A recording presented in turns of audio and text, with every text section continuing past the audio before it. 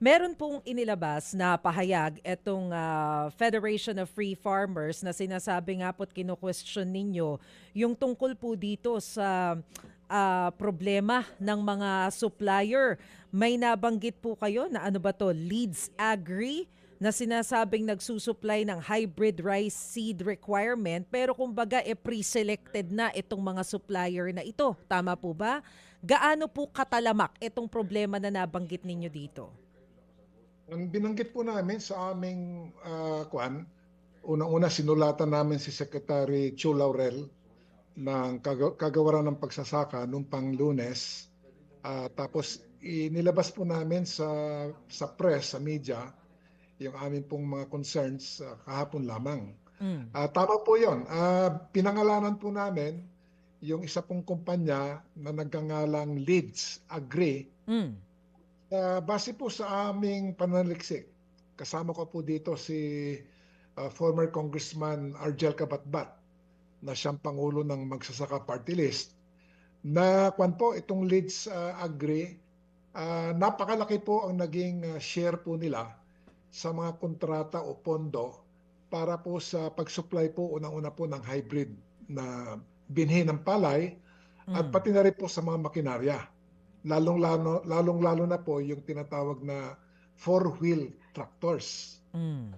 Just to cite some additional details, Maricel, sa kaso po ng mga traktora, ang balita namin, uh, over the last several years, ang nai-award po na halaga po na kontrata para mag-supply po ng Korean-made tractors, Mm. itong Leeds Agri, umaabot ng around 4 to 5.5 billion pesos. Mm. At meron po kaming mga impormasyon na mukhang yung customized or tailor-fitted ang mga specifications po ng traktorang ito Mm. kung na kaya lang pong tuparin ng iilan o isa lang pong supplier. Halimbawa po, four-wheel tractor, may specification na dapat may nakakabit na halimbawa backhoe o kaya payloader. Mm. Ay hindi po kailangan ng mga magsasaka in all cases na yung traktora na makukuha nila from Philmec, dapat may nakakabit po na payloader or backhoe.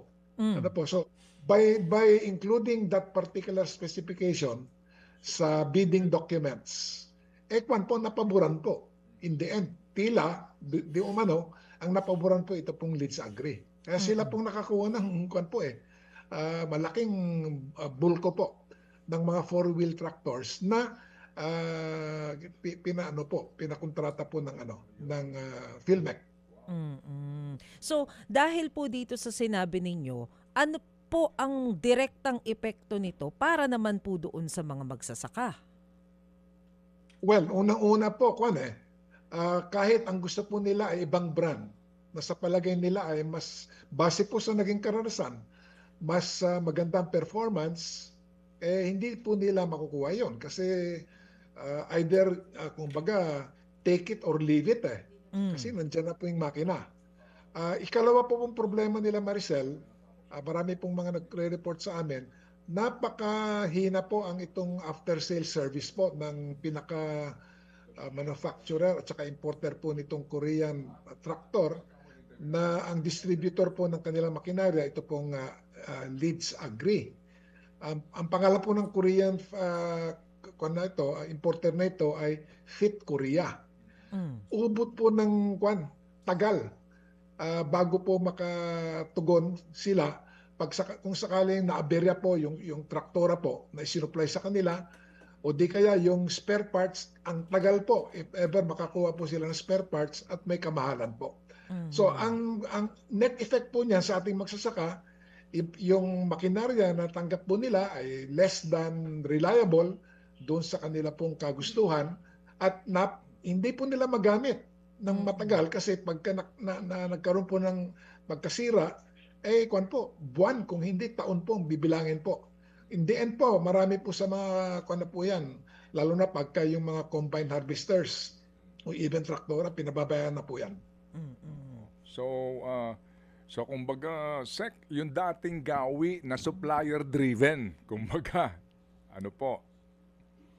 Opo, at saka mabigat pa dyan kasamang TED, may mga impormasyon, opo, na kwanto ah, pagsabwatan daw ng some of the regional officials at saka selected few high officials sa Department of Agriculture. Kaya yan po, pinapaimbestiga namin ng gusto kay Secretary Laurel. At minabuti naman po niya na sumagot sa amin, sabi niya, nag-order na raw siya ng malawakang investigasyon dito po sa mga pangyayaring ito. Hindi lang TED, hindi lang traktora, hindi lang mga Harvester. rice mills, combined harvesters, o binhi, o buto, kundi po pati mga abono. Ay, kwan po, narinig din po namin pangalan, ito pong Leeds Agri. Napakalaki po daw po ang share po nila dito po sa mga kwan na ito. Mga kapatid, brothers and sisters, saan ka pa? Dito na tayo sa totoo. Dito na tayo sa True FM. Mga kapatid, mag-subscribe and follow po kayo sa social media accounts ng True Network PH. Yan po kami. Hanapin nyo lang True Network PH, Facebook, Instagram, YouTube, TikTok, and podcast. Mapa-Apple or Spotify man yan, mahahanap nyo kami. Lahat ng mga napapanood at napapakinggan nyo po sa programa, nasa social media accounts namin yan. So, paano mga kapatid? See you sa social media!